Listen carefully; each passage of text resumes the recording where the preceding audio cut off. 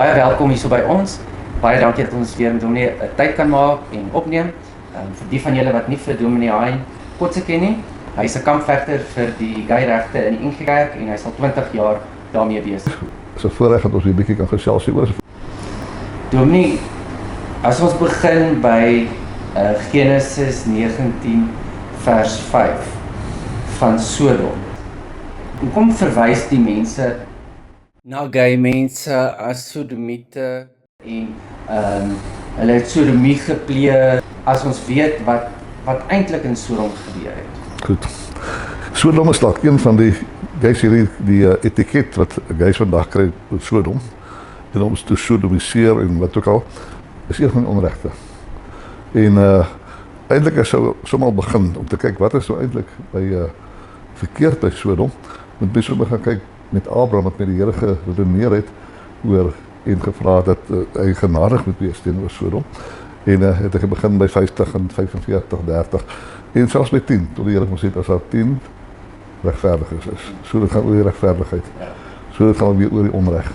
Die onreg en Sodom was gewees dat die mense het onreg teenoor mekaar, teenoor ander, veral teenoor vreemdelinge.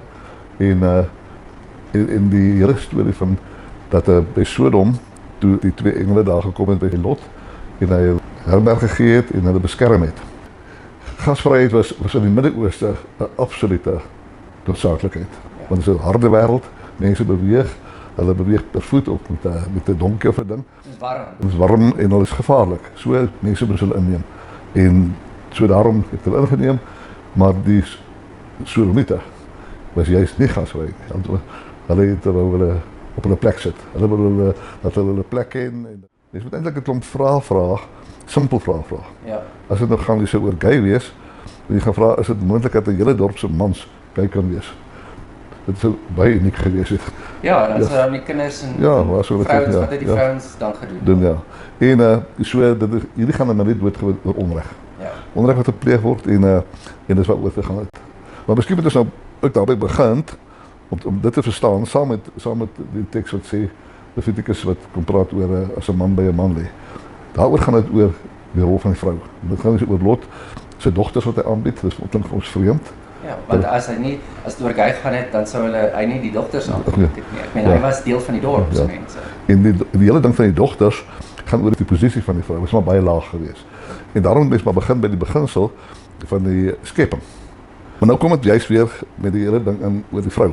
Ja. Want nou sê 'n man moet nie by 'n ander man gaan lê soos by 'n vrou nie. Die eerste wat die Here gesê het, en dit is die beginsel, is dit goed dat die mens alleen is nie. Ja. Is 'n mensbeginsel. Ja. Dis die beginsel vir 'n huwelik. Want nie 'n mens is gemaak vir alleen wees nie. Dis 'n beginsel vir 'n mens. En nou het hy gekom en het gesê vir iemand maak in die hele storie wat jy kan help jou gelyke. Dat kom die sondeval. Toe kom die straf of die vloek van die sondeval, veral vir Eva. Het hy gesê jy moet swaar kinders baar, jy sal na jou man hinker en dan kom hierdie woorde en hy sal oor jou heers. Nou het dit daar gebeur. En toe het die vrou 'n baie lae posisie gekry in die samelewing. Nie naas aan soos die man nie.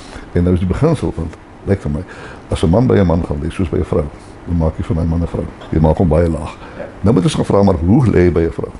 Dis 'n simpel vraag wat jy moet vra. Gaan dit oor maar net lê of gaan dit oor seks het? Okay. Ja. Ouens word op sy plek gesit. Ja. Dis wat presies vandag gebeur in tronke. Ja. En dit wat gebeur het in Sodom.